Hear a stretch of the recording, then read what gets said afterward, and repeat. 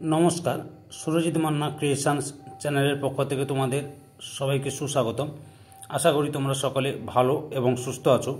আমি তোমাদের জন্য এই ভিডিওটিতে তুলে ধরছি 2025 সালের উচ্চ মাধ্যমিক পরীক্ষার্থীদের জন্য এবিটিএ টেস্ট পেপার 2024-2025-এর নিউট্রিশনের যে সমস্ত পেজগুলি রয়েছে তার মধ্যে আমি তোমাদের সামনে তুলে ধরছি এসি 74 নম্বর পেজের এসিকিউ প্রশ্নের সম্পূর্ণ সমাধান করব।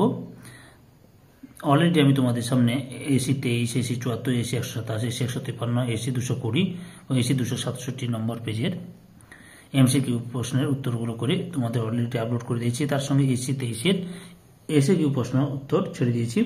তোমরা ওই ভিডিওগুলো দেখতে চাইলে আমার চ্যানেলের প্লে লিস্টে গিয়ে দেখে নাও, না হলে এই ভিডিও ডেসক্রিপশনে তার লিঙ্ক দেওয়া থাকবে, ওখানে ক্লিক করে দেখে নাও। আলোচনা শুরু করছি।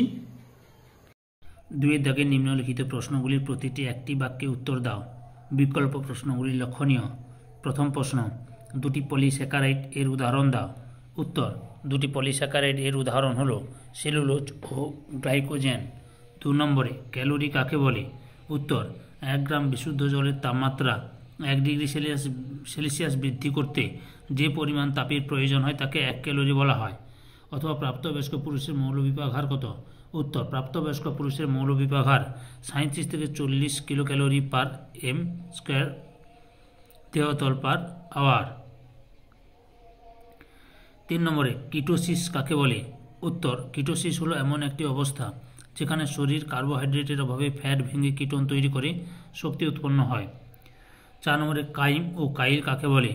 উত্তর, কাইম পাকস্থলিতে অর্ধপাচ্য খাদ্যবস্তুকে কাইম বলা হয়। কাইল ক্ষুদ্রান্তে সম্পূর্ণ পাচ্য ও শোষণযোগ্য খাদ্যবস্তুকে কাইল বলে। অথবা ট্রান্স অ্যামিনেশন কাকে বলে? উত্তর, যে পদ্ধতিতে ট্রান্স অ্যামিনেজ নামক উৎসেচকের সাহায্যে কোনো একটি অ্যামিনো অ্যাসিড থেকে অপর একটি কিটো অ্যাসিডে অ্যামিনো মূলকের স্থানান্তর ঘটে তাকে ট্রান্স অ্যামিনেশন বলে। 5 নম্বর প্রশ্ন, গর্ভাবস্থায় লোহার চাহিদা বৃদ্ধির 2টি কারণ লেখো। উত্তর, গর্ভাবস্থায় লোহার চাহিদা বৃদ্ধির 2টি কারণ। 1 নম্বরে ভ্রূণের হবে, এটা ভ্রূণের ও প্লাসেন্টার বৃদ্ধি, এটা ভ্রূণ হবে, স্পেলিংটা মিস্টেক হয়ে গেছে। 2 নম্বরে ভ্রূণের লোহিত রক্তকণিকার হিমোগ্লোবিন গঠন। 6 নম্বর প্রশ্ন, শিশুর মস্তিষ্ক বিকাশে কোন অ্যামিনো অ্যাসিডটি কোলাস্ট্রামে বেশি থাকে? উত্তর, শিশুর মস্তিষ্ক বিকাশে ট্রিপ্টোফ্যান নামক অ্যামিনো অ্যাসিডটি কোলাস্ট্রামে বেশি থাকে। অথবা কোলোস্ট্রামে কোন খনিজ উপাদানটি সর্বাধিক থাকে? উত্তর, কোলোস্ট্রামে ক্যালসিয়াম খনিজ উপাদানটি সর্বাধিক থাকে। 7 নম্বর প্রশ্ন, উচ্চ প্রোটিন সমৃদ্ধ পথ্য কী ধরনের রোগীকে দেওয়া হয়? উত্তর, উচ্চ প্রোটিন সমৃদ্ধ পথ্য সাধারণত অধিক জ্বরে আক্রান্ত রোগীকে, অস্ত্রোপচারের আগে এবং পরে যে কোনো রোগীকে, পারনিসিয়াম অ্যানিমিয়া অথবা সিরোসিস অফ লিভার এ আক্রান্ত রোগীকে দেওয়া হয়। অথবা জন্ডিস প্রধানত কত প্রকার ও কী কী? উত্তর, জন্ডিস প্রধানত 3 প্রকারের। 1 নম্বরে অবস্ট্রাকটিভ জন্ডিস, হিমোলাইটিক জন্ডিস এবং হেপাটোসেলুলার জন্ডিস। 8-এর দাগে দুধের মাধ্যমে সংক্রামিত হয় এমন কয়েকটি রোগের নাম লেখো।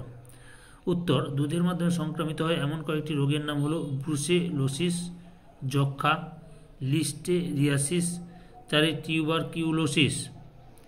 9 নম্বর প্রশ্ন, কী কারণে রক্তে কোলেস্টেরলের মাত্রা বৃদ্ধি পায়? উত্তর, রক্তে কোলেস্টেরলের মাত্রা বৃদ্ধির কারণ খাদ্য তালিকা, ভাজা খাবার, প্রক্রিয়াজাত স্ন্যাক্স, চর্বিযুক্ত মাংসের মতো ট্রান্স এবং স্যাচুরেটেড ফ্যাট উপাদানে বেশি খাওয়া কোলেস্টেরলের মাত্রা বাড়ায়। অথবা ভুট্টাতে কোন অ্যামিনো অ্যাসিডের অনুপস্থিতির কারণে পেলিগ্রা হয়? উত্তর, ভুট্টাতে ট্রিপ্টোফ্যান অ্যাসিডের অনুপস্থিতির কারণে পেলিগ্রা হয়। 10-এর দাগের প্রশ্ন, এফএও 2টি কাজ লেখো। উত্তর, এফএও 2টি কাজ হলো জনগণের জীবনযাত্রা এবং পুষ্টির মানোন্নয়নে সহায়তা করা। 2 নম্বরে, কৃষি, বন সংরক্ষণ এবং মৎস্য চাষের জন্য উপযুক্ত ব্যবস্থা গ্রহণ করা এবং গ্রামাঞ্চলের মানুষের আর্থিক অবস্থার উন্নয়ন ঘটানো। 11 নম্বর প্রশ্ন, সিএফটিআরআই এর সম্পূর্ণ নাম লেখো। উত্তর, সিএফটিআরআই এর সম্পূর্ণ নাম হলো central food technological research institute. অথবা আইসিএমআর এর সম্পূর্ণ নাম লেখো। উত্তর, আইসিএমআর এর সম্পূর্ণ নাম হলো Indian council of medical research. 12 নম্বর প্রশ্ন, বা 12 দাগের প্রশ্ন, ভেজাল খাদ্য কাকে বলে? উত্তর, কোনো খাদ্যের মধ্যে যদি খাদ্য উপাদান সঠিক মাত্রায় না থাকে বা তার মধ্যে যদি কোনো ক্ষতিকর পদার্থ যোগ করা হয় বা কোনো উপকারী উপাদান অপসারণ করা হয় তাহলে সেই খাদ্যকে ভেজাল খাদ্য বলা হয়। যেমন সর্ষের তেলের সঙ্গে ট্রাইগ্লিসাইল ফসফেট তরল মিশিয়ে ভেজাল তেল প্রস্তুত করা হয়। 13 দাগের প্রশ্ন, 4টি খাদ্য সমীক্ষা পদ্ধতির নাম লেখো। উত্তর, খাদ্য সমীক্ষার 4টি পদ্ধতি হলো সাক্ষাৎকার পদ্ধতি, দৈনন্দিন খাদ্যের নথিভুক্তকরণ পদ্ধতি, কাঁচা খাদ্যের পরিমাণ পদ্ধতি, রান্না করা খাদ্যের পরিমাণ পদ্ধতি। অথবা ACU এর সম্পূর্ণ নাম কি? উত্তর, ACU এর সম্পূর্ণ নাম হলো অ্যাডাল্ট কনজিউপশন ইউনিট। 14 নম্বর প্রশ্ন, ভিটামিন A এর অভাবে চোখের কী কী রোগ হয় লেখো। উত্তর, রাতকানা, জেরোপথ্যালমিয়া, এটা জেরোপথ্যালমিয়া, খ নয় থ হবে, জেরোপথ্যালমিয়া, কর্নিয়ার আলসার ইত্যাদি। আমি একটু স্পেলিংটা ভুলে হয়েছে, ঠিক করে দিচ্ছি।